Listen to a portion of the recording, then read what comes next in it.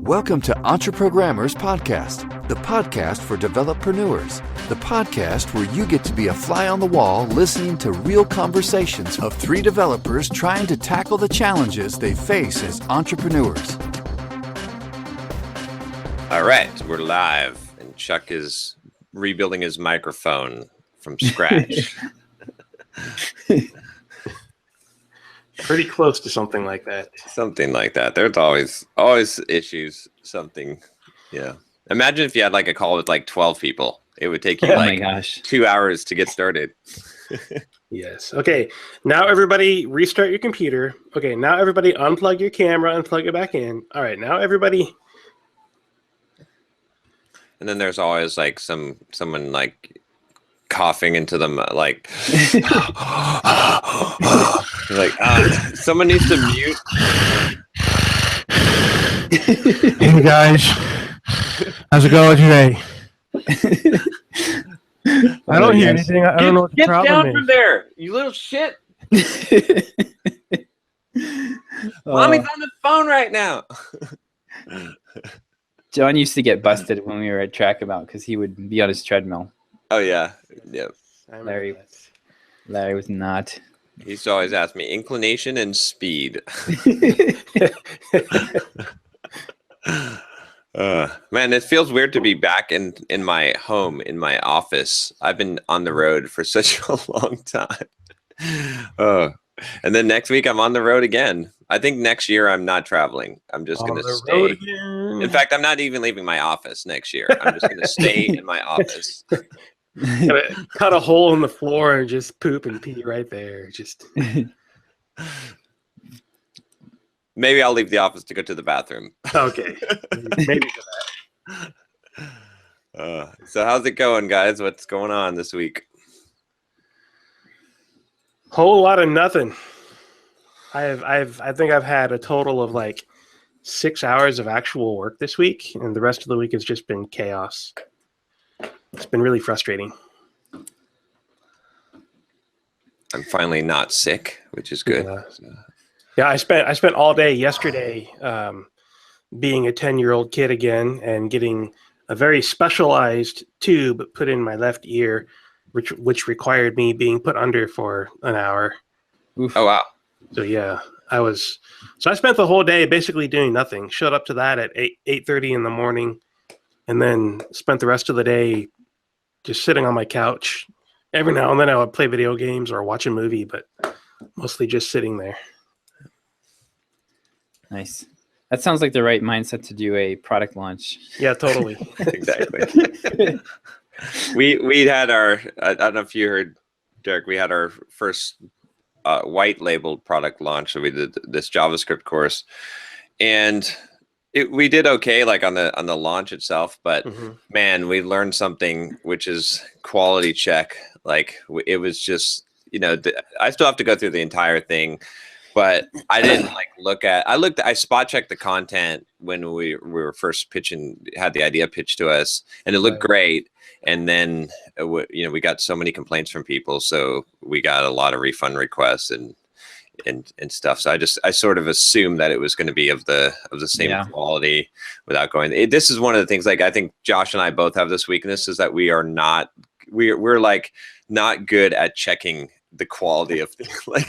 Multiple times we've been bit by like either one of us sending an email that was missing some stuff, or we had our media kit and we both looked at it, neither of us saw like all the issues. As soon as I showed my wife, she was like, there's like a ton of shit wrong with this. Like, what do you mean? This looks awesome. Right. It's like, so we need a good like QA proofing person that can do that kind of thing. So yeah, well, and like the thing is with this stuff too, a lot of times there will be just so many moving parts. So I was really fixated on, okay, like checklist for the marketing. I want to not make any mistakes with the technical side of the marketing launch, the email campaigns and all that stuff, because there's always a problem.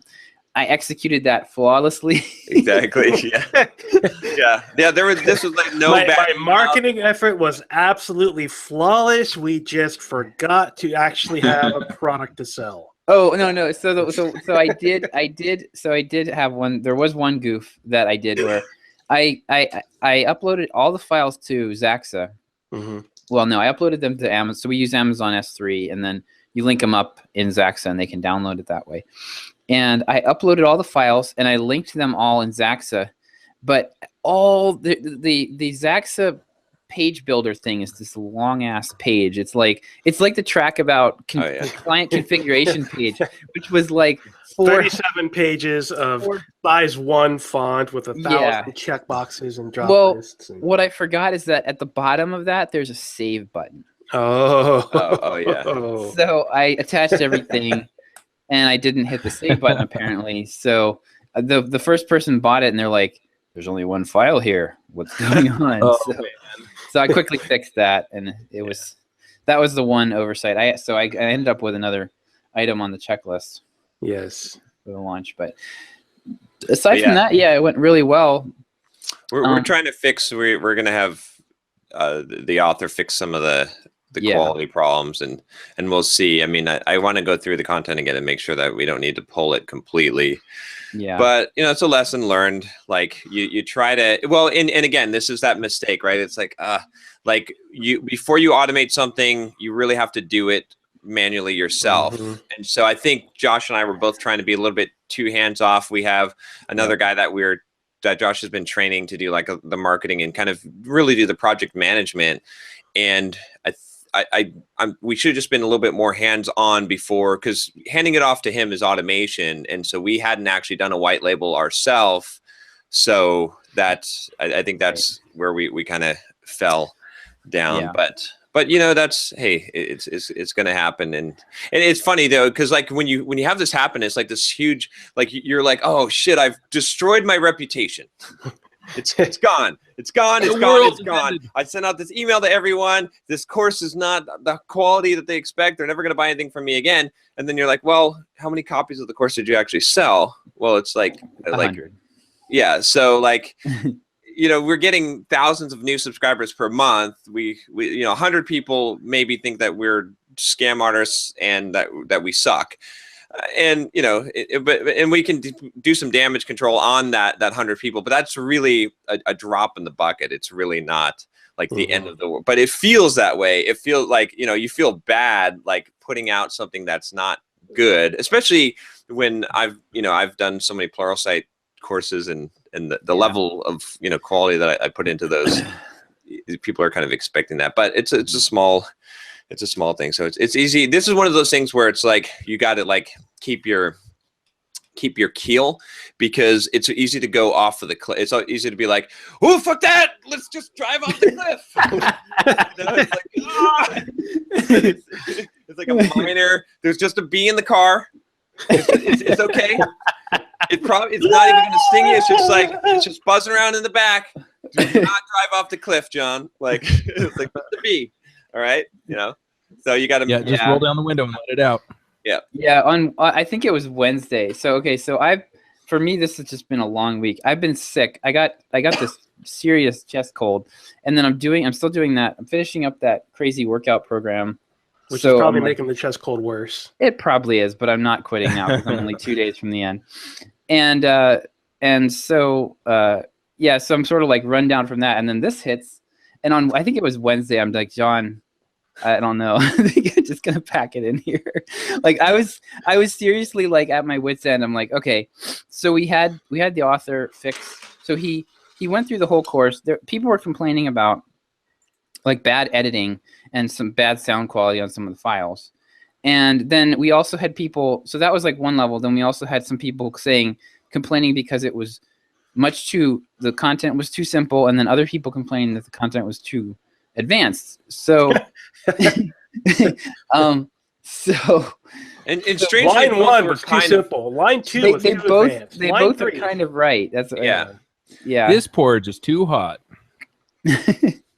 So anyway, he re-recorded some pieces of it and redid some of the edits and stuff and sent me the files, and I was sitting there listening to them, and I was like, oh man, I don't know, like this one that he fixed, the sound quality this wasn't even one that we were thinking the sound quality was bad, but it was like, kind of sounded like he was recording in a bathtub, and there was some like popping and stuff. And I'm like, oh, I don't know, this doesn't sound so good. So then I sent it to John, and I was like, hey, John, how does the sound quality? I suspect that John was at the airport and that he just played it on his iPhone. I could be wrong about that. But he's like, oh, the sound quality sounds okay, but, he's got to fix that edit at the beginning where the words were like chopped up or something. And I was like, oh man, like the author didn't even identify that as a quality issue, and John picked up on it right away. So like, I'm just not, when it comes to the video stuff, I'm not really the best person to be. I'm happy to spend $1,000 on a marketing course that is literally like a series of Skype call recordings. So I'm not really like a very good judge of this.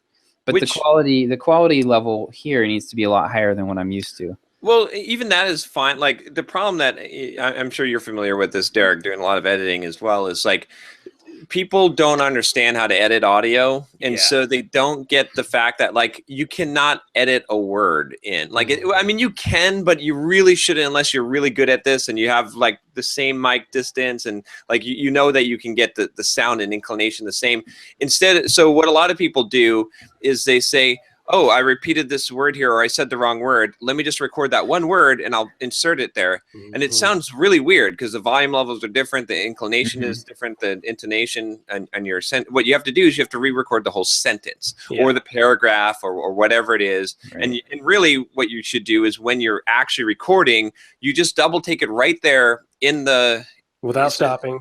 Exactly, because then it's better to do it that way because then the sound is going to be the same, the volume level is going to be the same, all of those things, the way that you're saying it, because your voice changes from day to day, that's all going to be the same, and you can just edit out the bad stuff. You can take stuff away, but adding stuff is really, really hard. And so I think that's really the issue. Like in that case, like just a Skype call would be better because it's it's going to flow, it's going to sound natural. Whereas when people hear like, this volume difference and like a certain word that just like is like, where'd that word come from? It sounds like someone else said that. It becomes weird. Then you notice the quality. Right. Well, the other thing is I've seen a lot of people edit video and then they just pay attention to the video part instead of the audio part. Yeah. The video part surprisingly is very forgiving, right? Like you can. I basically, when I edit video, I only pay attention to the audio, really, like as far as the editing goes, because the video, even if the cursor jumps and even if you like suddenly some text appears on it, that's fine. Like people don't even notice that, right? But when you're like, it's the opposite of what you would think. You would think that the video is the most important and people will see the cuts and whatnot, and it'll look weird when the video is choppy, but it's not the case. It's the audio that creates the they take their cues from the audio, and then if they see what they expect to see, then it works. So it's just one of those things. Like if we do, I'm not sure if we're going to continue down the white labeling path, but if we do, there's some lessons learned. I think what I have to do is I have to put together training for authors to say like, here's how we do this, right? Like this is like the format of, this is the best way to teach things. The system that I have that I've been using that's been very successful, and this is how you record video, this is how you check your audio, this is how you edit video, like the basic kind of checklist type of things, and that I think that might be what's going to be needed. And we also need to have some checkpoints built in where the content is fleshed out ahead of time in a written form before we get to the point where it's like carved in stone with videos. So because we didn't really do much checking. We kind of looked at the outline, a very high level outline of the course, and it looked good to me. So yeah, unless you have somebody that is very experienced at doing video, though, most people will sit down to write an outline. They'll put together that high level list of topics that they want to cover, and then they'll think that it's good enough. And in reality, it's that like, okay, this was a great 5-minute start for your topics. Where's the actual outline? Right. Yeah. Where's the sequence of how you're going to transition from one topic to another? How are you going to cover each individual topic? Where's the detail to tell me that you actually know how to teach?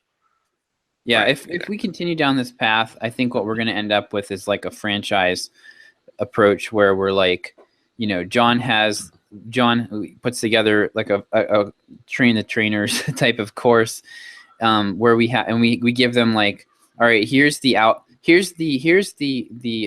template outline for your course. We already know, because we're just going to use John's Pluralsight, his template that he developed for that. This is how you're going to teach the course. So fill in the blanks. Here's an example of what, what's an acceptable outline. Here's an example of acceptable quality in terms of audio and video. And, and that way, we have a lot more upfront with them that they can refer to, and nothing's a big surprise. Yeah. But it's a good, good experiment, good foray into this. It's fine. I'm not sure. I mean, we'll see if we eventually go down this road or we branch off, and we still have a lot of depth in what we can create just from our own content. So I think we're not at this point of saturation where we have to go down this road. But I think if the opportunities present itself, it's interesting. I was listening to the audiobook, The Everything Store. I'm not through it yet, but it's about Amazon and Jeff Bezos and what he's, like the whole story. And it's really interesting how long that I didn't realize how long he held on to just selling books online, right? Because his vision from the very beginning was to sell everything. It was to be the everything store. But he started out with books, and he hung on to books for a long ass time, way longer than you would have expected, because he was already making so much money and selling so many books before he finally branched out into the DVDs and video games and electronics, and then finally into toys, which was a whole.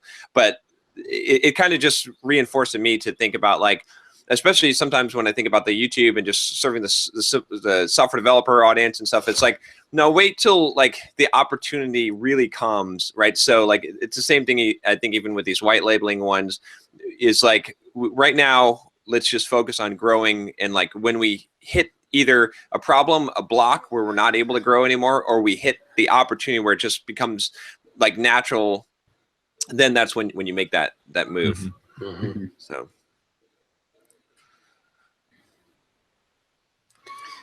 Yep. Well, my good news. Yeah, you're selling all things to software developers now, from underwear to gravestones and diapers. Nice. People want posters. Posters. Yeah, trusted process posters. Oh, really? Has that been word marked, John? We should probably look into that. Or for the poster? I don't know. Yeah. I have to check into that. But yeah, I got a new vendor set up for the t-shirts. Actually, a Simple Programmer member of that owns a t-shirt printing company, and so he's doing fulfillment now, and we just use a WooCommerce plugin to automatically send the orders to him, and it's should be better quality prints and faster ship times and stickers. Nice. They're going to include the stickers. So that's cool. Yeah, I do like my Trust the Process shirt. I wear it pretty regularly. Very comfortable. Cool. Awesome. Yeah, I got mine in the mail. I don't know where it went. I think we sold like $3,300 worth of like inventory so far. So not bad. Like I was hoping maybe $400 or $500 a month worth. Yeah. So my webinar earlier this week went really well. That I did on Monday. The whole lead up to actually doing it from the marketing perspective was a giant series of mistake after mistake after mistake. And so there's a lot of things that I'm going to be fixing for next month's webinar. I didn't give anyone free access this time, so I fixed that mistake. Yay! There we go. But I made a lot of other mistakes in terms of when I announced the webinar to who, and I kind of ended up, my mailing list kind of got burnt out on the, just shut up about it, Derick.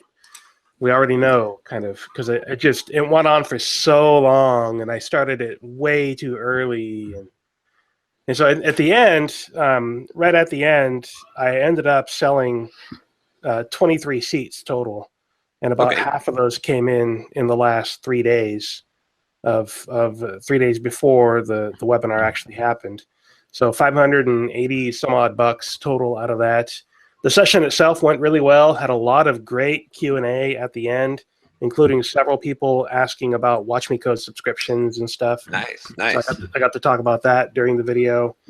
And in this session, I mentioned my previous webinar session several times because I was reusing a lot of the automation that I had built from that session in this one in order to make this one go smoother and faster. Oh, very nice. And so several people asked about that session at the end. And then the day after this webinar, so on Tuesday, I sent out an email talking about, hey, I did all these cool things, and here's why I automated everything like this. And, you saw the how already, but there's more to the automation than just what I showed you. Go check out the previous webinar, and here's a discount code for you since you are attending this webinar, and all like that. So of the 23 people that registered that paid for this webinar, only 12 of which were new people. So 11 of them were people that had watched the previous webinar already, had registered for it already. So of the 23, I had 12 people that had not purchased the previous one. So I sent out that email to 12 people, expecting it to do 0 sales, but I ended up selling 2, which was nice. Oh, that's good. Yeah. Yeah. That also means they liked the one that they watched first. Yeah. And there was enough value in what I expressed in the marketing page and all that kind of stuff. So total sales for this month ended up being $616, which is good. And that's an improvement over the 400 that I brought in last month, only 284 of which last month was from the webinar. And then somebody bought like a bundle. I can't remember which bundle it was last month as well. So no big bundle sales for me this month, but that's fine. $616. That's pretty good. The other benefit, though, positive out of this is I seem to get an influx of people buying or getting memberships like immediately after I do these webinars. Last month, within a few days of doing the webinar, I had 3 or 4 people sign up. And then this month, same thing happened. I had 3 people sign up for memberships like within a day of doing the webinar. And 2 of those were annual subscriptions, which is good. Nice. And then I've had several more people asking questions about the membership versus buying bundles. So I think there's a couple more people that are going to pick up either a bundle or a membership pretty soon. One guy I was talking to this morning on Twitter sounds like he's going to get a membership because he was asking questions about, oh, well, I come from .NET background and I'm trying to learn this, that, and the other. And I very easily pointed him at individual episodes as well as full series of things to tell him, where, okay, you want to go look at this, that, and the other thing, and this will help you get your mind wrapped around JavaScript. So he sounded pretty excited about that. So overall, it's been a reasonably good month for Watch Me Code overall. I'm not quite at $4,000 for income with Watch Me Code this month. I'm like $12 off of that or something like that. But that's a pretty good number considering that I've been closer to 3,000 for the last 3 or 4 months. So I'm definitely happy about that. Things are, still difficult. I'm still not seeing anywhere near the kinds of return on investment that I would have expected at this point from all of my copy hour work. I mean, I can definitely see the improvement in my writing and in my sales pages, but there's clearly other elements that I'm missing, whether it's my audience or some other technical aspect, or just not getting something correct in all of this, not getting the right content in front of these people, not getting something. I think it's a traffic issue really at this point. Yeah. So just to give you an idea, so our launch, we just cracked 60,000 on our mailing list. And our launch for this JavaScript course right now, we're right around 20K for it total. So you figure, what's your list at? Just under 8,000. Just under 8,000. Or 8 or 9,000, one of those two. So I can't do the math in my head, but that translates, the numbers there translate to on your list, a couple $1,000. Mm-hmm. Like if you were to reduce our list down to that size. So yeah, I'm just under 8,000. Mm-hmm. So it's partly just the scale that you're operating at. I think that's a big part of the problem. Well, and part of my expectation though is that I know how much this list has generated for me in the past. Right. I mean, when I was sitting at 5,500, 6,000 people 2 years ago, I launched my RabbitMQ bundle and brought in like $7,000 in the first week and another $14,000 over the next year. Yeah, but you had a fresh list at that point, right? I mean, it was like, what I mean by is that they haven't bought anything from you. They haven't seen sales from you. Like Josh and I were just discussing this as well. And I think that one thing that happens over time too, is that just like people have seen the sales.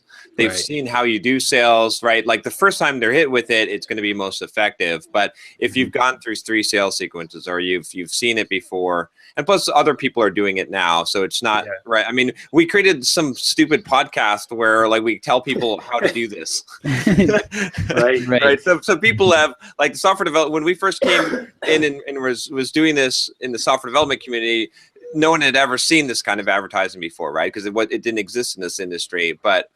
Not that we're the only people that like caused this to happen, but certainly we had an influence on that for sure. And then other people have done it as it naturally has migrated. So I think there's going to be that element, but ultimately I would agree with Josh. Like I think you've built this awesome. You've got this shiny mall, and you've got the these like a beautiful archway and all these stores, and you've got it's like this wonderful thing, but it's out in the middle of the desert. Yeah. And so it's like you got to get more roads to it. You got to get more people coming through there, get the train coming in. And then because right now, like you don't need, like you're sitting there polishing the windows. And it's like, all right, why are we not making the money? And it's like windows are good. You're good with the windows. It's good now. Like it looks beautiful. Now let's get people there, because I think your copy, like your marketing is solid enough. That's not the problem. Yeah. If you get enough flow, you're going to be able to sell, and because that it converts now, right? Even if it doesn't convert as high as you would like it to convert, it converts well enough that if you can get traffic. So really what you got to be focusing, in my opinion, is content creation, getting YouTube videos out, a lot of free content, get as much, ramp up that blog post engine, video engine, all that stuff, and get that out. And then as that happens, the webinars are good too, but then you're gonna, it's a long term, right? And then the whole thing will increase just by virtue of you doing that. Yeah, I think to take John's analogy in a slightly different way, you have all the road signs up, but you need the billboard that tells people to get off the freeway. Right. And you need to put those up for a while so that people are saying, oh yeah, I really do want what's out there. And so, yeah, I agree. I don't know if I completely agree with the idea that you've, you might have tapped out your list. I think some people respond to different things in different ways. And so, maybe this one's not as, it doesn't hit the problem right on the head the same way that RabbitMQ did a couple of years ago. Mm-hmm. The other thing is that things are moving so quickly in JavaScript that, it's hard to know exactly what's going to pick up and people are going to run with versus, actually, having the right offer, because by the time you get done with a course or, a bundle or something like that, you're 3 or 4 months down the line and people may be talking about completely different stuff by then. Mm-hmm. So I think there are a lot of factors here. And I think ultimately, if you can increase your list size, have more of the conversations with the people that you're trying to sell to, and then just make sure that your messaging lines up with what they need, which I think you've done pretty well at, but just keep doing that and then bring more people in. And I think if you keep doing both of those things and just fill that funnel up, eventually you're going to get where you want to be. Derick, the other thing, I think you were not here last week when I was talking about this, but I think I talked about this last week, but I did some analysis on who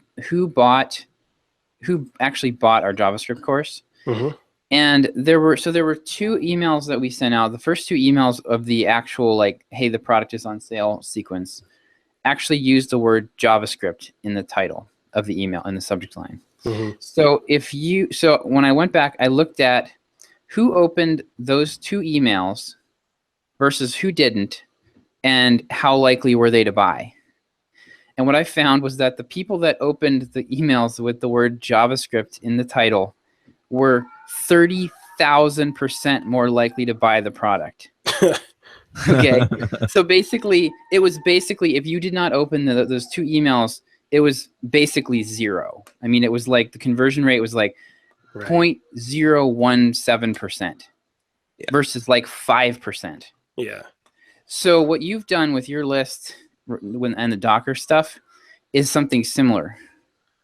You've chopped a chunk out of your list. So you've effectively reduced the size of your list because you're talking about something new, right? And it's relevant to some part of your audience. Like JavaScript, more than 2/3 of our list, or more than 3/4 of our list, couldn't care less about JavaScript and didn't open either of those emails, and they didn't buy. Right.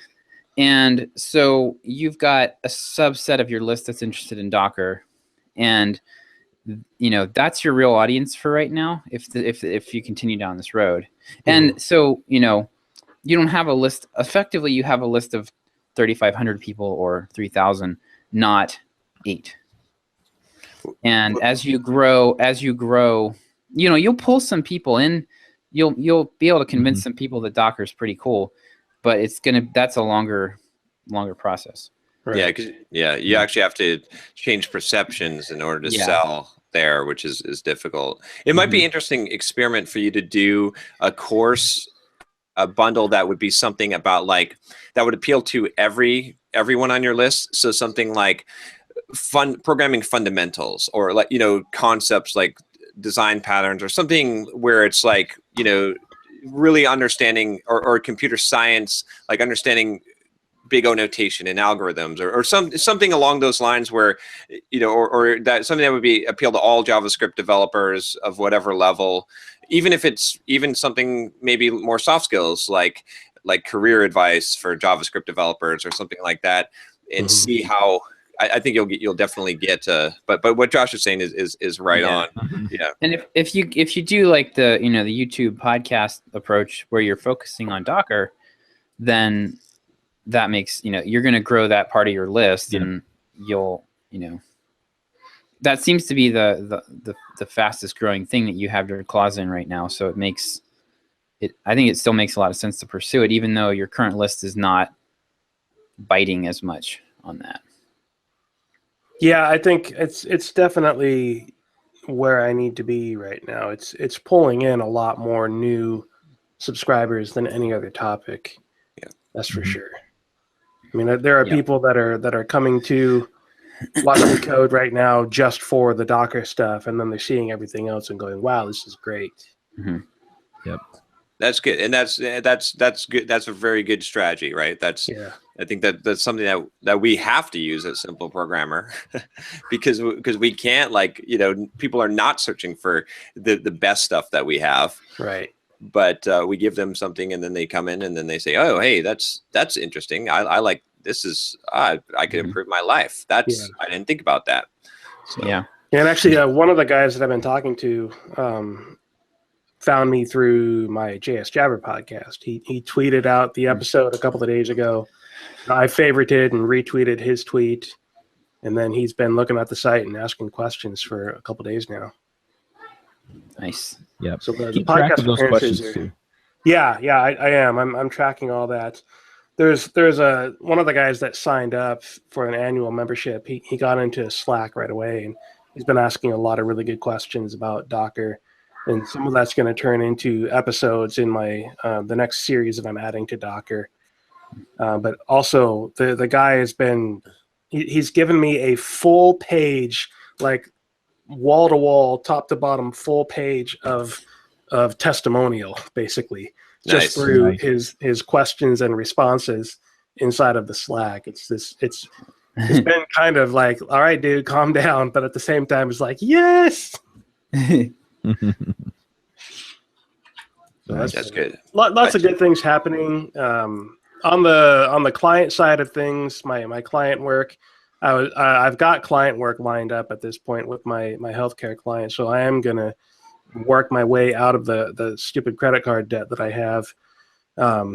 I was supposed to put in like 8 hours this week on that, but with all the stupid crazy of doctor appointments and dishwashers breaking, or not dishwashers, washing machines breaking, and my son Yours chipping broke too? my son chipping a tooth, and just all kinds of just stupid, crazy. Like I couldn't get anything done this week on my own stuff, let alone my client work, other than the webinar that I did. So I'll be getting back into that heavier next week and start bringing in more income through the client work to pay down the credit card debt, which would be good. I'm also getting $3,900 back from the government for my taxes, and that's all going to go straight into my credit card. Nice. So Very nice. it's happening. It's just slowly ramping up. Yep. Good deal. Well, things here have been pretty crazy. I've been sick off and on this week too. I was sick all week last week. But this week I've been, sick off and on, and my washer broke too. And so, and when crap breaks around here, like I don't call anybody. I just fix it myself. Same here. So I went and picked up a new motor for the washer and had to replace it. But yeah, of all the things I had to fix, that was the easiest one. Seriously, I replaced the motor stator and the position sensor in my washing machine, and it's still broken. There's something else wrong with it.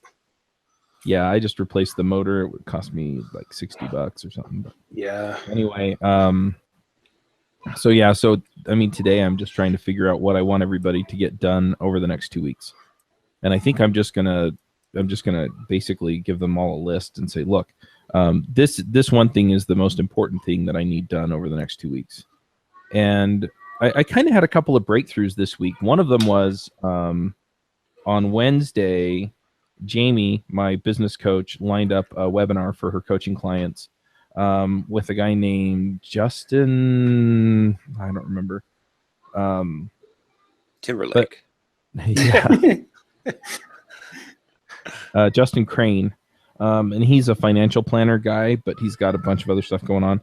Anyway, he talked to us about cash flow, and that was really helpful. Basically explained, you should make 10% profit, after you pay all the bills and yourself. Your business should retain 10% profit that you put into a separate account.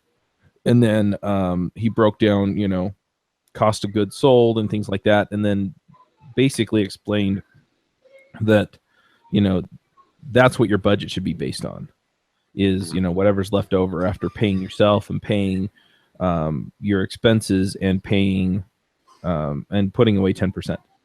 And it just made a lot of sense. And then it's like, okay, so I can sit down and budget now, and I can say, okay, if I'm going to make $20,000 this month gross, then I need to net out 2,000, and I need to pay myself whatever I need to pay myself. Mm-hmm. And so it kind of got me thinking along the lines of, I need to prioritize the profits and paying myself and things like that. And then if I can't afford something, then I've got to cut it. Or if I can't afford things, then I've got to figure out, how to do it. And then he also talked about how to determine whether or not something was worth, investing in your business. And, he basically rerouted the part of my brain that says expenses to say investments. And if it's not an investment in my business that pays off at 3x or more, then I probably shouldn't be dropping money on it. Right. Which also motivates me, going to MicroConf. Okay, so it's the ticket costs, I don't know, it was somewhere in the ballpark of 1,000. Mm-hmm. So there's that, and then there's the flight home, and the gas to get down there, and the food while I'm there. So how do I make $6,000 off of MicroConf, right? If it's $2,000 to go down, be down, and come back. And so it's just stuff like that where I'm looking at it and going, all right, how do I make this worth doing? And that was pretty interesting. And then the other thing that I kind of ran into, and I'm not sure quite where this breakthrough happened, but I realized that I'm spinning my wheels, working on a lot of different things, and I need to sit down and actually prioritize what is the thing that's going to make the biggest impact in my business, and then focus on that, and then prioritize the next thing and focus on that. And I mean, there are some things that I've made commitments to do that I'm not going to break my commitments to other people. But I'm not making any new ones until I feel like I can prioritize them. And so that was another big breakthrough. And I know we're not doing thoughts, but this kind of leads into one of the things that I'm working on now. And that is, I might have mentioned, I think it was last week or the week before, that I talked to a guy named Matthew Pollard, who runs a small business festival in Austin. And he encouraged me to go after the big fish for my sponsorships. And so I sat down and I figured out that I need to just do that. So I'm making a list of, I'm hoping to have a list of like 20 companies. I'm sure there are more out there, but then figure out, okay, and this is something I'm going to hand off to Shandy and just say, look, I need a list of the events that they're sponsoring. Yep. I need a list of the people. I'm like, look, you've got to add me on LinkedIn so that you can search my network from your account and find the marketing people for these companies so that I can talk to them. I'm still trying to figure out exactly how to approach them, because he basically said, look, their concerns are different from smaller companies. And that's true. Every smaller company I talk to, ultimately, some of them are okay with the branding approach, but most of them want direct sales, right? They want people to come to their website and buy something. And so I'm trying to figure out how exactly to approach some of these larger companies and, kind of bring them around to, okay, if we invest in you, then we get the outcome we want. I think you've got, this is a perfect time to do this, right? Because there's this whole backlash happening right now where advertisers are pulling out of Google and they're pulling out of ad networks, and they're specifically advertising on specific websites and platforms, right? So there was this whole thing where, I'm not sure exactly what started it, but brands were getting upset that their videos were showing up along like Nazi propaganda videos or something like that on YouTube really? or whatever. And then some of the PC people also got pissed off because their videos were showing up, or their advertisers were showing up on hate videos. So regardless of why this happened, it happened, and people started, and I've been seeing news articles where companies have said, hey, we stopped advertising on 50,000 websites and we culled it down to 3,000, and we're getting the same results. Hey, it's great. We're like, we cut our advertising budget into, a tenth, and we're getting the same results, right? So, So I think there's going to be this more targeted, more specific, and so this is good for you, because this means that those big brands, Microsoft is not like in negotiating with individual bloggers to put ads on their thing. They're buying big, chunks from Google or whatever, but not anymore. Now they might actually be open to this because they're realizing, this trend, you can ride this wave. The other thing I would say with this is that the thing that you can present to the big companies is that almost like, okay, look, you're the big dog, right? So you're talking to the other, like, as far as software development podcasts, I'm pretty sure you have the biggest network of software development podcasts, right? If you combine all of the podcasts that you have and all the viewership on those podcasts, you probably have the largest audience, if not, definitely in the top 5 of the largest podcast networks for software developers. So you can almost say to these big dogs, like, look, it's almost kind of crazy that you're not advertising with me, because I'm the biggest game in town, right? Like it's almost, so you almost can position it as like, if you want to be the, like it's like the Super Bowl, right? It's like a lot of companies advertise in the Super Bowl, not because they're going to get a return.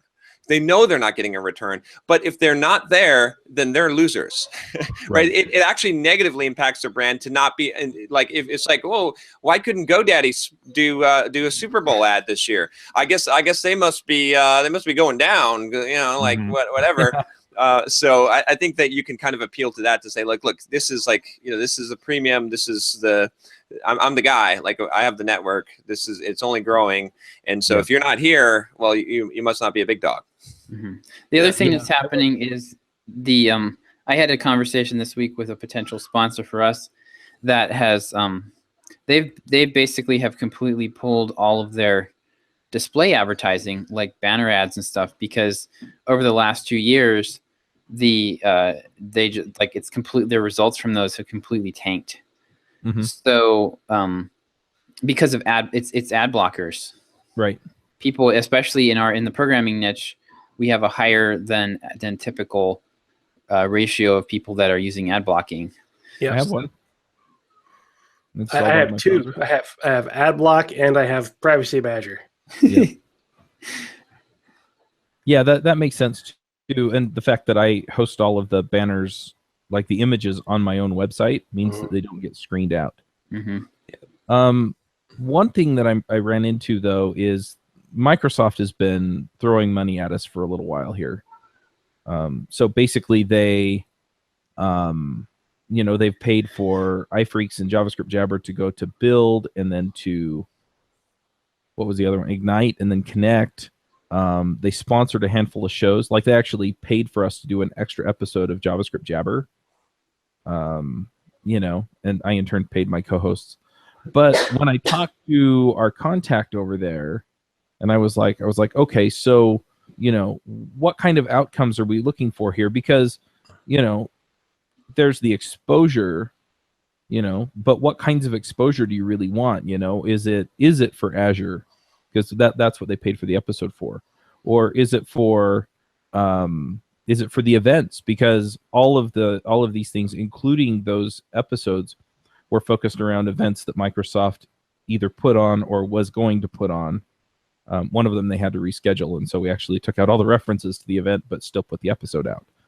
And so it's just like, look, are you trying to promote the Microsoft event? Are you just trying to get the word out there that Microsoft isn't the evil empire? And he couldn't give me a really good answer, right? It's just, oh, well, we just want to be in front of programmers. But then I'm like, okay, well, then how about sponsoring the podcast or podcast network and having them all powered by Microsoft? And that he basically said there was no budget for it. And that, he couldn't go and try and talk anyone into putting budget out there for podcasts. And so I'm sure that it's going to be different depending on the company and what their goals are and where they're at. But that was something that I ran into because I'm not really sure how to address that, because I don't know what the value proposition is that's going to get him to run into his boss's office and going, you have to put money on this. So I could be way off base on this, but I suspect that at these bigger companies like Microsoft, there's no like one marketing group, right? There's like a ton of little divisions, and they all have. And there isn't. There's probably a big corporate. There's probably a big corporate marketing office. That's where he works. And that's but then I bet you anything that the money for all those ads and stuff that you've been doing have been coming from smaller divisions. And like, so there's not a podcast budget, but there's a let's get this conference filled budget. So that might be that you have to like figure out what are some of the bigger areas in Microsoft that have money to spend, and then go after those. I mean, it might be It might be Windows, it might be the Windows division or the developer tools division. I don't know. Like, I don't. But I think that's where I would probably look at it as a conglomerate of small companies, and attack it that way. That might work. I mean, I know that there are definitely, different parts of Microsoft, but yeah, he mentioned the developer division and said that they might have budget for it. There you go. And you also have to consider, along with John's thoughts on Super Bowl ads, a lot of companies like Microsoft and GoDaddy, they don't have outcomes that they're looking for because they are only paying for brand awareness. People see, oh, GoDaddy, I saw them on the Super Bowl. Yeah, that's what GoDaddy paid for. They don't care if anybody knows who they are or what they do right now. They care if you remember something about them, 3 months from now when you realize that you need a website. Yeah, I think that's really what it is just that connection, right? Yeah. It's wiring the brain so that, when I think I need a domain, you think of GoDaddy. Right. Or I need a new developer machine, you think Dell. Right. Or, It's the mere exposure principle in action. It's or when you think of pot, you think Dell. Yeah. Like, pothead, you think Dell. That's what I think all the time now. Totally. But it's when you're dealing with companies of that size, that's more often than not what they are looking for. And smaller companies, it's the smaller businesses, the small to medium sized businesses are the ones that will have that specific outcome. Okay, I will sponsor this with the expectation of getting in front of this many eyeballs, which should generate this many clicks, which should generate this many. Right. That because they have a legitimate need to grow the business in a way that Microsoft doesn't. Right. And the thing is that these the smaller companies, they care about the numbers because of exactly what you said. A percentage is going to convert here, and the percentage of those will convert here, and that means this many dollars come back to us. Whereas, the bigger companies, they care about the numbers, but they only care about the numbers being big enough to justify the amount of exposure they're going to get. Right. They look at it and say, okay, we spent $500 million in advertising last year, and we brought in $12 billion. Well, the previous year we only spent $250 million on advertising, but we only brought in $4 billion. So there's some correlation, and we can say let's justify the $500 million advertising expense because it quadrupled our profits. Right. And it's a game. I mean, it's a zero-sum game for them, right? Because it's like Coke can only do one thing. They can only lose market share. Like they can't. There's no depth to the market. Everyone who's drinking soda, they're not going to convert new people to drink soda. You're either drinking it or you're not. And at this point, so they can only lose their market share or they can gain it. And so they have to build branding, because branding actually makes sense when you're that big of a dog. But when you're a small dog like us, like we have no competition. There's no competition. The market has infinite depth. There's an infinite number of possible customers. We're not playing a zero-sum game at all. Our marketing has to actually produce results because that it is a one-to-one mapping. I would say that. Have you read The Ultimate Sales Machine by Chet Holmes? No. So read that book, because he talks about going after your top 100, your dream list. And I think the strategy has to be different for that, right? It's because it'd be worth the extra investment. Like, so if you send Microsoft physical objects, right? Josh is like this, but lumpy mail. Lumpy mail. If you send them stuff, if you maybe even if you say, hey, let's forget the budget. Let's just do a test. Just give me something that you want promoted, and I'm going to give me a link, and we will blast this out on another podcast and watch what happens, right? Something like that where you're not getting paid for it, but it's a long courtship process, almost like enterprise sales, right? But if you land the big dog, right? Because that Microsoft, if they're sponsoring your podcast, you're just like a rounding error on a line item, right? If we spent $50,000, I mean, it could be someone. They could be like, well, we'll spend $50,000 a month on your podcast network, and it's nothing. Like, it's not that they don't have a budget; it's that the budget's too damn small, right? It's like or what you're charging is too damn small. So if you get that, then it could be highly lucrative. So it might be worth the extra investment. If you have your list of your top 10 people and you're blasting them and you're willing to play the long game, and you're like, well, after 3 years of effort, if I land one of these people, it essentially doubles my business, then it might be worth doing that extra effort. Yeah. But the thing is that Matthew said that for the most part, if you can show them that they can get, that brand awareness that they're looking for, that they're actually easier to sell to. You just have to get that message in front of the right person, because they have the discretion to just spend the money. So I think what this is entirely a relationship game now. Yes. Basically, you what I would do would be I would wine and dine this guy that at Microsoft. Talk to him, make him your not confidant, but try to become his confidant. Like, okay, what do you guys actually value? How could I show you? How can I demonstrate to you, the types of things that you're interested in. And then who else at Microsoft should I be talking to? And I think he can probably get you in. I think he's the wrong person to be talking to. I think he is too. I think his focus is in a different area.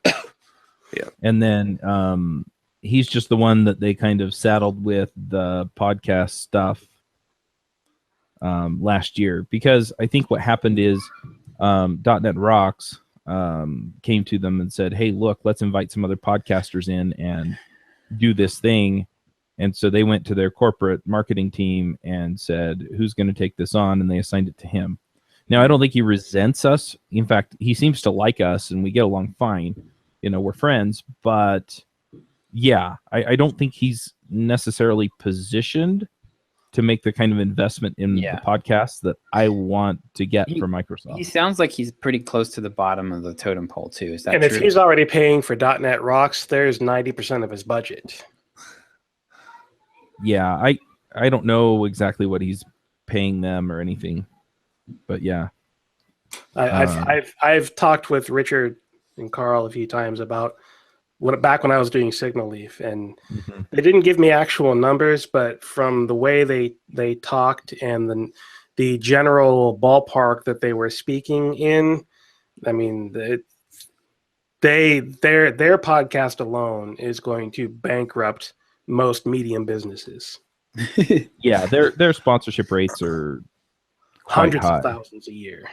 And but their relationship with Microsoft is a little bit different. So I don't know what Microsoft is sending them. I know that Microsoft isn't sending them the kind of sponsorship money that some of these other companies are. Right. But that's one thing you can use, though, is like you are essentially bigger than .NET Rocks, right? Not any one of your individual podcasts, but altogether you have overall we are, yeah. Yeah, you're bigger. So these are audiences that they don't already own. Yes. Right. Well, that's why they brought us in the first place. Preaching to the choir. They brought us in the first place because they wanted to reach mobile developers. And so they brought in iFreaks. I mean, that's the way it happened. And then JavaScript Jabber was, oh yeah, we want them too. Yeah. Right. So yeah, that makes sense.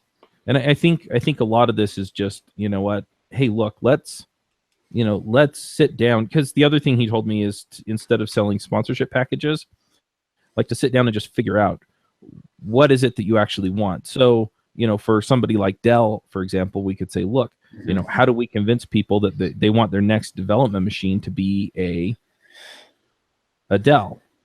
Dude. And so then it's, okay, well, let's do some webinars and show them the great features of Dells. Or let's, and so instead of selling them just a package that's you get so many episodes and so blah, it's okay. Well, we're gonna say, okay, this episode is powered by Dell. We're gonna encourage people to go check out the videos we're putting together. We'll do some webinars with some of your experts in your company, and we're gonna make sure that this reach goes far and that the impact is high and worth it. Yeah, if you're talking with Dell hypothetically, and Dell wants you to help them sell laptops for developers, Dell needs to give you a development laptop on which you will work for a solid month. And then you can legitimately say, look, I've been writing code on this thing for the last month, and it is blowing away my Mac for this reason and that reason and the other reason, and I'm in love with it. It's literally blowing it away because the fan on that kicks off. It came with an industrial grade big ass fan. It hovers all on its own.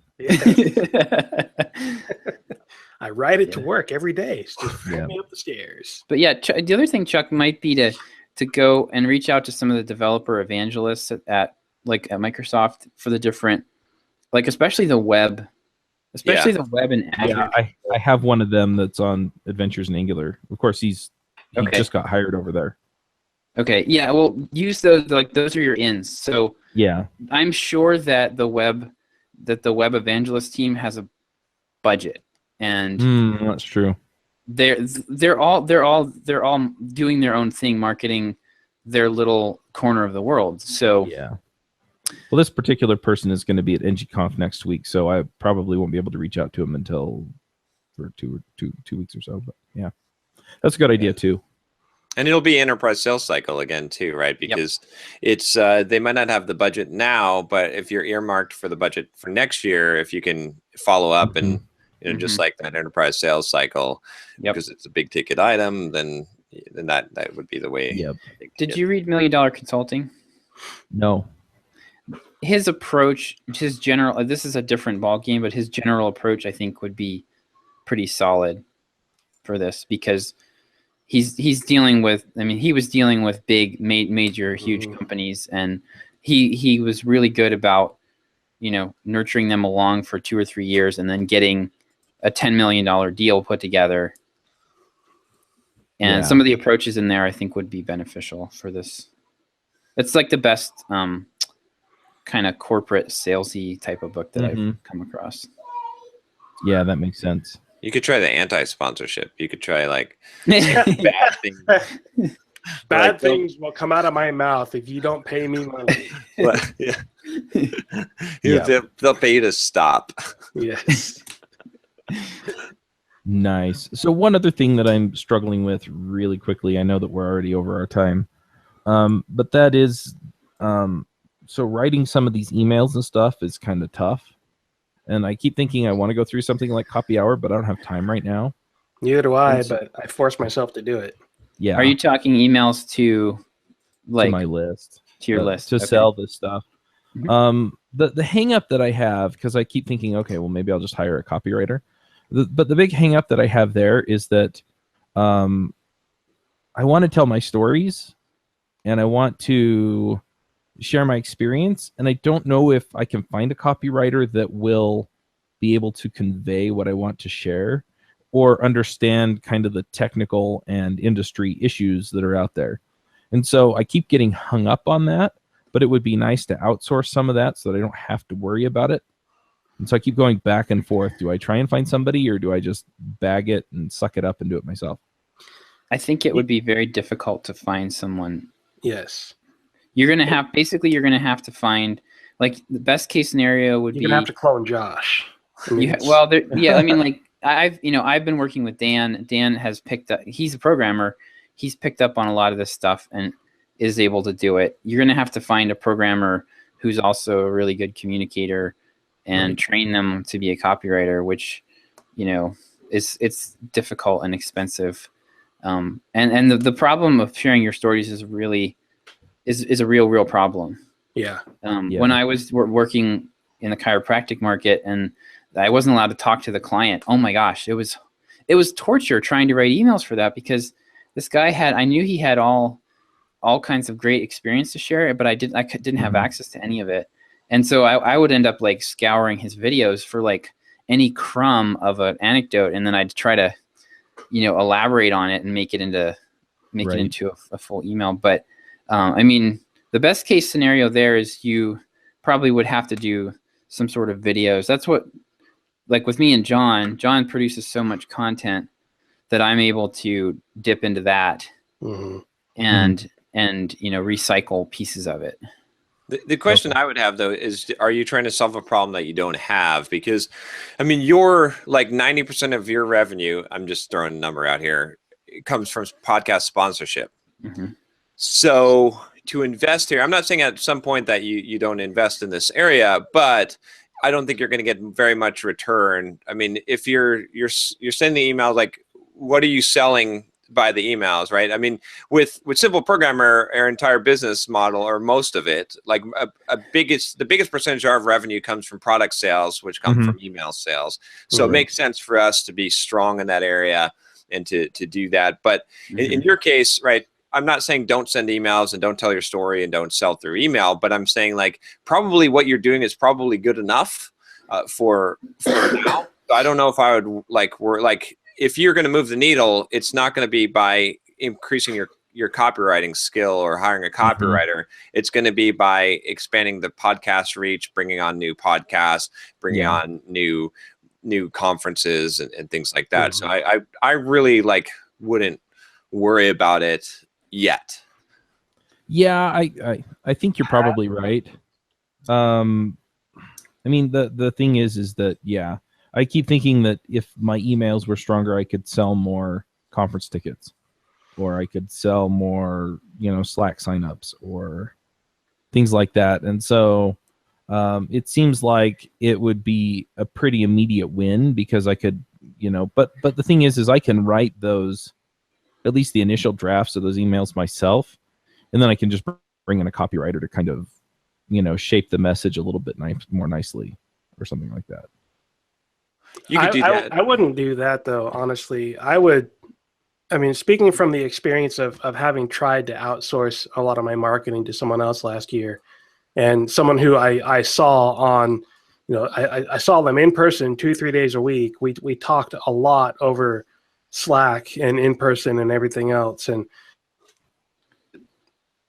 the biggest value that I got out of him was helping to keep me organized and then letting him do some of the mechanical things. Right. Not the copywriting, not the editing, not organizing the sequence of anything, but just, okay, Chuck, you need to be doing these 3 things, at a high level strategy perspective. Right. Help me fill in the details on what you're going to do for these 3 strategies and tactics. Mm-hmm. And then, okay, now that you've written these 5 pieces, I'm going to go in and do them in drip and, track all the conversions and the mechanical things where the person doesn't need to know your business and your audience and your experience. They just need to understand the automation side of drip and email and tracking with Google Analytics and whatever else you're using. That kind of stuff you can hire for fairly easily, and you may even be able to find a developer who is moving in that direction and wants to learn those ropes, so that they will be able to give you feedback and input and understand where you're coming from and why, and eventually get to a point where you can put a little more of the, help me sequence this and shape the message. But that's like years down the road. It took Josh how many years of copywriting efforts on his own, and then with a mentor, and then trying to do his own products before he and John formed their partnership, because it took Josh that long to be able to get to that level when he was trying to do it full time. Mm-hmm. Yeah, that makes sense. And even in my own experience with Copy Hour, I have dramatically improved my writing ability and my understanding of what should go into a sales letter and a story for an email and things like that. But that's, that was like, okay, that was the big bump in front of me 4 months ago. And now that I'm over that bump, there's a bigger bump in front of me. Right. So it's not going to be a magic solution. It's another hurdle to jump so that you can get to the next hurdle, which is bigger than the current one. Right.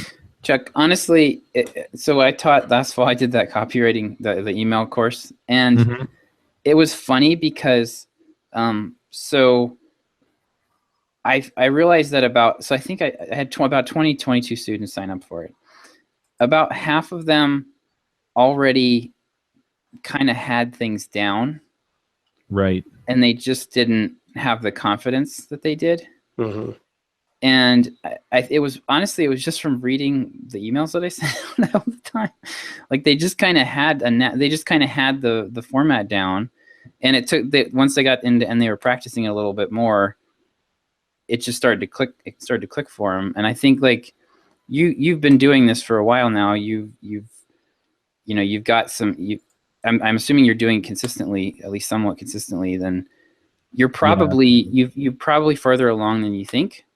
And it just seems like I'm hit or miss, and I miss more often than I'd like. That is called marketing, though.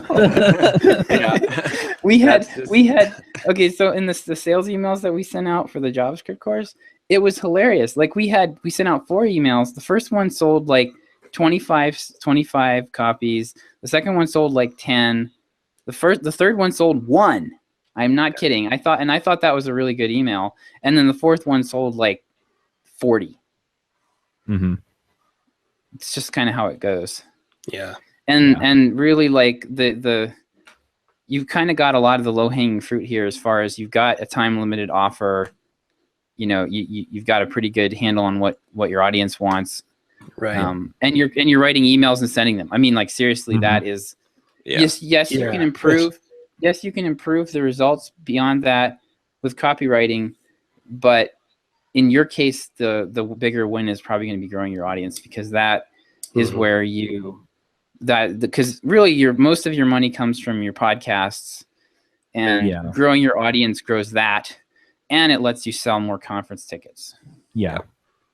If you do want to invest in this right now, I think you might be better off with a cheaper investment, just to kind of solidify a lot of what you're doing. And for me, the book Launch by Jeff Walker, recommended by Jason Wyman, one of the other EntreProgrammers. Launch. Yeah, he's doing awesome with his launches, and that inspired me to pick up this book that he's taking all this stuff from. I have a copy of it. I actually have it in paper. Nice, but read it. The first, I'll warn you up front that the first. Or you could set it on the side of your head. Yes, osmosis. I like to put it on your iPad and sleep on your iPad. But I'll warn you though, the first half of the book is him trying to sell the book and his process. So it gets it's a little obnoxious. It's written for people who have just consistently failed to sell anything, which is why the book is written the way it is up front, and very, very much talking about the book and the process and everything. But at about 46% of the way through the book, you'll start getting to the real meat of it. And at this point, I'm a little over halfway done with the book. And for me, this book has been as helpful as the Copy Hour. Not in the same way, though.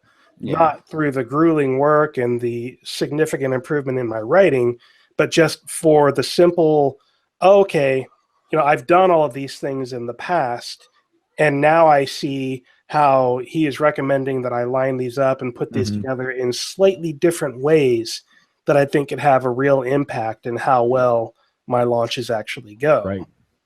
So that kind of just having something to tell you you're doing good, you're doing great, and if you just tweak these few little things in this order, maybe it'll help you out a lot more than a $500 90-day investment of 2 hours a day.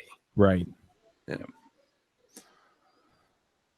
All right, should we jump to thoughts here? I think we're... Yeah, I may just go over. That's all right.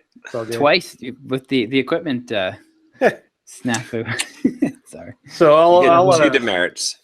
I'll start with my thought for the week, which is I wanted to say this last week, but I didn't feel well last week at all. But my thought for the week is I'm in all of the struggles that I've had recently with Watch Me Code and the credit card debt and everything else.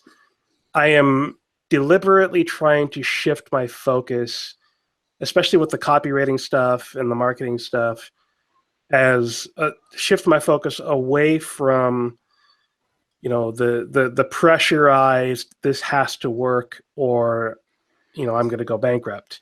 Shifted away from that and back toward, I'm practicing. This is practice. What am I learning from this?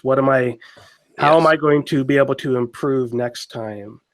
And I think a big part of that shift for me is getting back into client work and being able to say, okay, I've got my client work to fall back on. I can do that and still pay the bills and everything, which takes a lot of the pressure away, because when I had all of that pressure for this has to work or I'm screwed, then that just causes me to make more mistakes and makes it even worse when small mistakes do happen.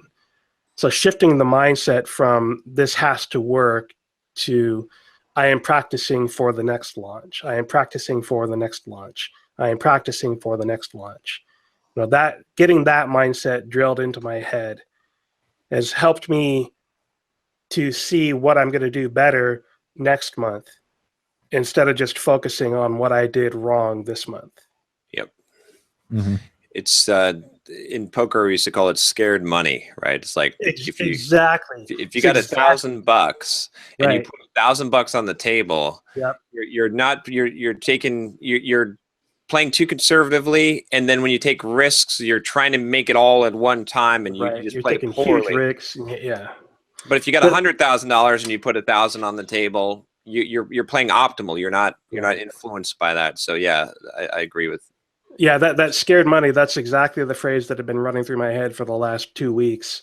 My dad and my brother are huge poker players, and so the pot committed, scared money, all that kind of language was running through my head, and I've been working my way out of that mindset, slowly but surely getting there. And I'm seeing the things I can improve next month, and I think it's going to be good.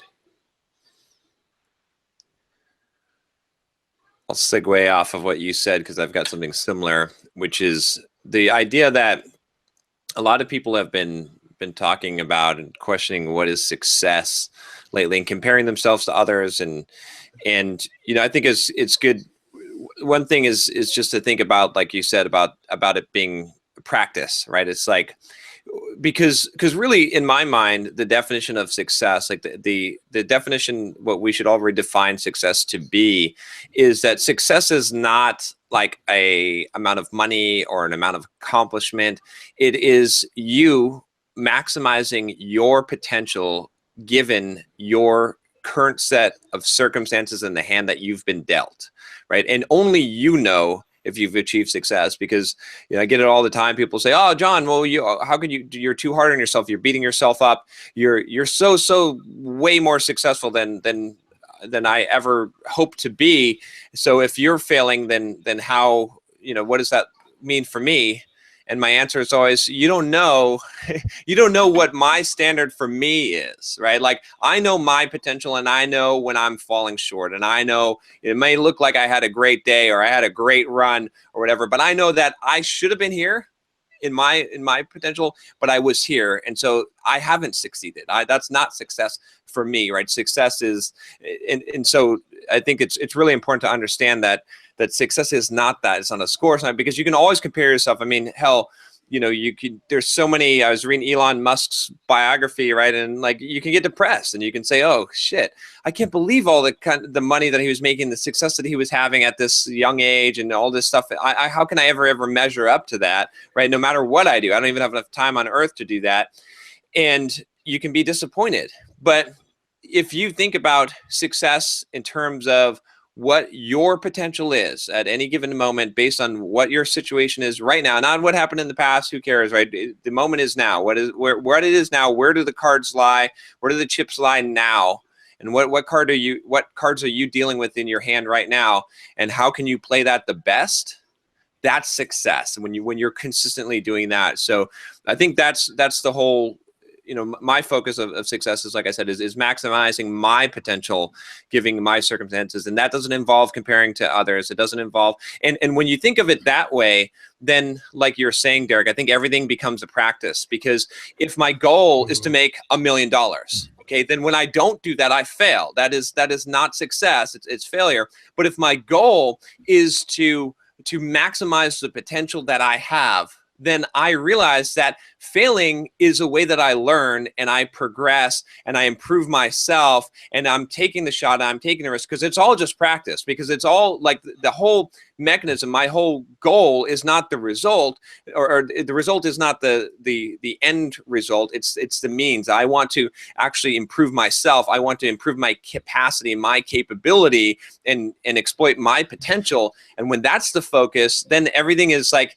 it doesn't matter, because it's not all riding on this particular result, because I'm gaining, I'm growing, I'm learning. Did I put in the maximum effort? Did I take the shot? Did I do those things? Those are the things that matter. And I've been talking a lot of guys too with just the coaching with girls, because this has been a huge thing on the YouTube channel now, and I get tons of emails, and I've been just telling them, like, look, just take the practice. Like, every time you do it, you go and you talk to a girl or something, it's just practice, right? It's just like you're improving, you're becoming better, you're overcoming fears, and you're gaining courage. That's awesome. Like, the result doesn't really matter at this point, because it's the whole trust the process thing. You know that if you're trusting the process, if you're doing the practice over and over again, that's success in itself, and results will automatically come when you are the kind of person that when your focus is on becoming the kind of person that has maximized their capacity and capabilities, that's when the results come. And then they come automatic. Then it's easy to make millions of dollars or whatever kind of thing that you want to achieve, because that's the core. And so I don't know. So that's what I've been thinking about a lot, is just we need to really redefine success and understand what it really means to be successful. It doesn't matter anything on the score, and it doesn't matter on what other people do. It's solely on you, and you're the only one who can judge your own success. And there's my rant. So I've been thinking lately that success is all about the result. No, I'm just kidding. If you're not earning $1 million every day, that's nice and everything, but results fucking matter. No, so for me, this week has been so I mentioned a couple weeks ago that I read the book Extreme Ownership, and it's like a leadership book written by a couple of Navy SEALs, and one of the things that they talk about in there, I mean, the concept of extreme ownership is that when you're in some kind of leadership role, like everything is your fault, everything, period, end of discussion. Like, just because somebody else was the one that screwed up, it's still your fault because you didn't cover that in training, or, you didn't give them enough information to make the right decision or whatever. And that has been like, with the issues we had this week with the launch, like, it's so tempting to like, my fingers are itchy, right?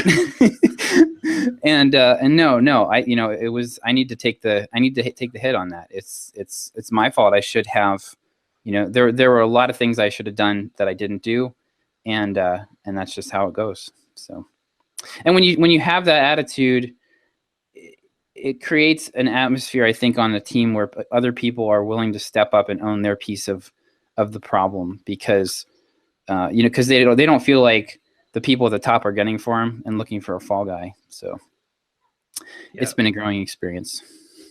Plus, it's so empowering. Like, I think the Good to Great book, or I can't remember which book it is now, but there's a book I've read a million times that calls it the window and the mirror.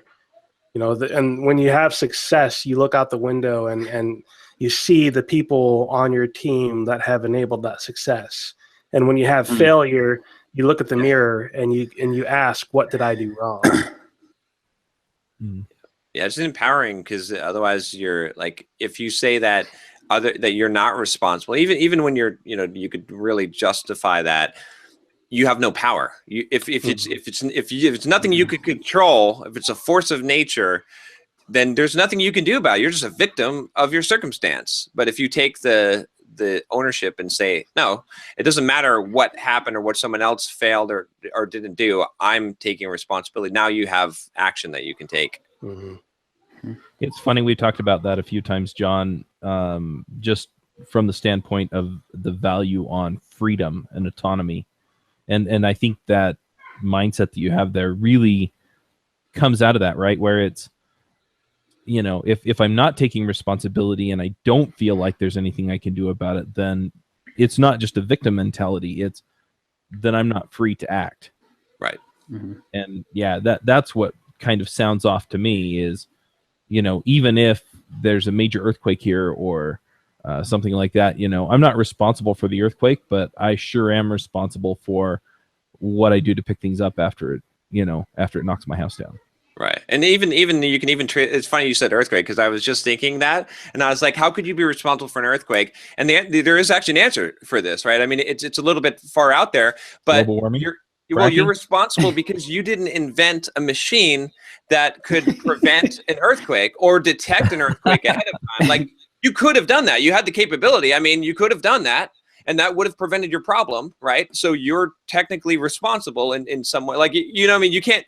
You could have done something, right? There's even though it's super obscure, but there's always something. If you got in a car accident, you could have left 5 minutes earlier. You could have driven a different car. You could have had more money so that you could have hired a driver. Like, there's a million ways that, like, just as many people come up with victim mentality excuses, there's also a million rationales you can come to say why you are responsible, and that's just a healthier thing to do. Yeah. So my thought just comes back to that priority thing that I was talking about earlier. and just taking responsibility for that. And I hear people talk about priorities, plural, and in a lot of ways, I think that's a mistake. Now, you may have a top priority and a next priority, but the top priority is the priority. And so a lot of times I find myself falling into the trap of, okay, I got to do this, and I got to do that, and I got to do this, and I got to do that, and I got to do this other thing. And I've prioritized kind of all of them. And it just puts me in a position where I don't feel like I'm getting anything done. And I know that it's kind of this, I feel like every week for my thought, it's something that's like fundamentally simple, and you guys are all just going, yeah, we know this. But, you know, I have to keep banging my head against the wall to really get these things. You know, I have to run into it about 12 times, 15 times, you know, and then it's like, oh yeah, it hurts every time I do that. And this is one of those things, right, where it's, look, what is the most important thing? What is the most impactful thing? Like, what is the thing that I really ought to be doing? So it's not the, oh, I'm going to do this thing because it feels right, or I'm going to do this thing because I feel good about it, or because Josh told me that I ought to grow my traffic. But ultimately, it's what's going to make the biggest impact. And as you guys keep pointing out to me with the conferences and other things, is that, yeah, the majority of my income comes in off of the sponsorships. So if I want to impact income for my business, that's where the priority has to be. And so, you know, as we've been talking and, you know, throughout the week, it kind of occurred to me too. But yeah, the biggest impact I can have on my business is in sponsorships. And so by making that the priority and going about, okay, let's put together the materials that I need to go and sell these companies and make it work, is the way to go. And if I make that the priority, then as I'm kind of in that mode of waiting for the next piece to come through, right? So while I'm gone, I've assigned Shandy to actually work on those materials. And so while those materials are being built, I can work on the next highest priority. But then it's, okay, well, what's the next most impactful thing? And, you know, maybe it's starting a new show, or maybe it's, you know, building traffic so that I can build the audiences of my current shows. But by being deliberate about that, then I'm working on the right things that are going to make an impact, and I'm not spinning my wheels trying to do these things that don't matter as much. Yeah. The one thing I'll add on top of there is you got to be careful about making something the priority, because the reality of priority is the things that you do are the priority. Yes. Not the things you talk about. Mm-hmm. Yep. So the best way to adjust your priority is to actually do something, not to just talk about it, not to just think I need to get this done, but to actually start working on that thing. Because until you're doing it, it's not the priority. Right. I also try to like think of it as like a pie chart almost, like, because there's a certain percentages. It's like a budget that you ascribe the time to, because it's, you know, if you, well, I mean, just take for example, like what I'm doing, like with Simple Programmer, like I do YouTube videos every day, but you might not say that the YouTube videos are a priority, because each YouTube video doesn't have a very huge impact by itself. But because of the long tail of that thing, it's an investment in the future. It will eventually become the biggest revenue source, right? But it's a lot. So I don't want to make that, like, I don't want to just say, oh, it's my number one priority and I'm just focusing on this thing. So I got to have that to be a smaller piece of the pie, but the bigger piece of the pie. So I kind of look at it that way, as like, you know, how much time are you allocating of your overall time to what thing? The priority is the thing, I would say, Chuck, to go with what you're saying, is the biggest piece of the pie. Whatever, and there can only be one biggest piece of the pie. Mm-hmm. Well, it may not be. I mean, it may not be the thing that you're spending the most time on. It's just the thing that you have to get done. Oh, I see. And, yeah. And so, you know, you make sure that you get that done. Now, I may not do it right now because I only have 15 minutes and I need 2 hours to work on it. Right. But, you know, so I'll schedule it in, but I'm going to make sure that it gets done. And the other thing is that for those YouTube videos, yeah, any one YouTube video isn't that important per se. But if you put off putting out YouTube videos, eventually it's going to become a higher priority. It's going to become more important that you produce something, because you don't want to break down the momentum that you've built up. And so, you know, by being a little bit forward thinking, you can take care of those things before they become immediate problems, even though they're not the most important thing that is going to have the direct impact right now, blah, blah, blah. You recognize its importance, and so you make it a priority. You put it ahead of other things so that it gets done. Right. That's true. Rock on. So next week it's MicroConf, right? Yep. Friday? Yep. Okay. All right. So we'll do a live one, and I think you'll probably call in, Derick? Yeah, probably, if you guys are going to actually do one. I'm going to drive in. I'm going to be driving from Los Angeles to Las Vegas, so I probably won't make it. Okay. Okay. All right. Alrighty. See you guys next week. See ya. Yeah. Wanna start a business, but you just know how to code. Listen to John